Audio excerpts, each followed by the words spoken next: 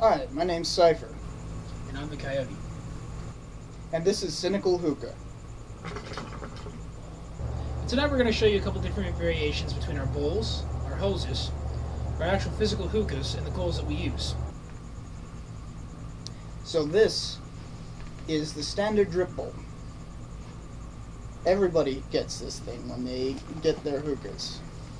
This is probably the most common thing that you ever see. And it has these little holes in the bottom. I hate these things. But that's what most of you guys probably have. Throughout the rest of these presentations, we're not going to use this.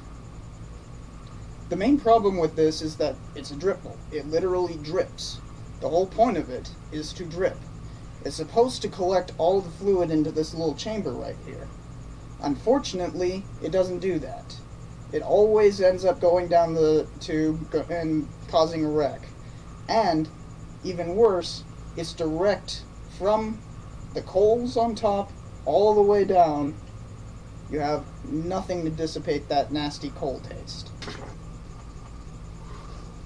The next one we're going to talk about is our funnel bowl. While it is a good bowl and it is a step up from the drip bowl, it is not exactly what we're looking for. The purpose of these things is to place the tobacco around the inside, just like that around the funnel. Place the tin foil up top, of course.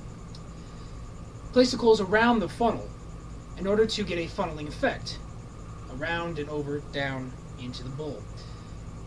As I said before, this is a step up, but it's not exactly what we're looking for.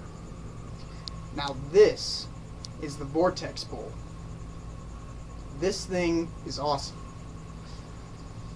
What you're probably wondering is how the hell are we going to smoke out of something like this? Because you don't see a hole right there. If you look very closely, there are holes on the inside of this thing facing outward on this little piece. Now you put the tobacco in here, making sure not to block the holes, and you have it burn on the side, and it creates that same funnel effect, but instead of having the coal taste going down that central hole, it's blocked by having the hole blocked, and instead it draws from the sides. You'll never get coal taste. This is one of our favorite bowls to use, along with the next one. Now this baby right here, this is the hookah flip. When we first saw this thing for about $50 at our local tobacco store, we didn't know what to think about it. But we took a gamble, and let me tell you what, it was worth the money. They actually have a funnel bowl placed on top of this too, and they have the coals cooking from underneath it. You can also lower and raise the coals, giving you a perfect smoke every time. And this is our entire setup. We're using an Egyptian-style hookah and a very cheap hose, along with what we showed you, the hookah flip. Now, this hookah is kind of special in one regard. It has a special little ball bearing here that allows you to clear the bowl very easily. All you have to do is blow.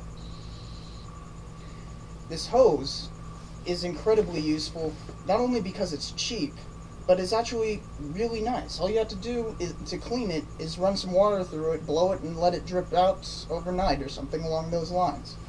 And then to make sure that it doesn't leak any air, we put some electrical tape right here and right here to make sure it works well.